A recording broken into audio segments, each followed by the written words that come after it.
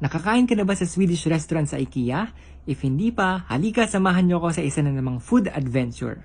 Self-service rito, kaya need mo kumuha ng sarili mong cart, tray at baso.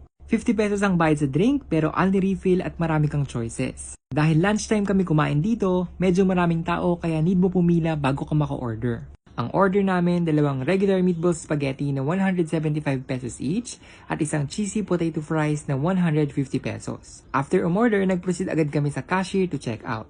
Tapos, sa fountain drink section para kumuha ng juice. Overall, nagbayad kami ng 600 pesos para sa 2 meatball spaghetti, 2 Nordic drinks, at isang cheesy fries. Una kong tinikman ang meatballs na walang masyadong lasa pero tatango-tango pa rin. 0/10. Sunod kong tinikman ay ang spaghetti. Hindi ako fan ng tomato sauce kaya hindi ko siya nagustuhan. Naasiman ako ng bongga. Ang rate ko, -5/10. Kinain ko rin ng broccoli na wala rin masyadong lasa. 0/10. Next, ang cheesy fries. Normal lang ang lasa, hindi makunat ang patatas, masarap ang cheese, at okay lang ang meat. 8/10. Last, ang steel lingonberry juice na hindi masarap.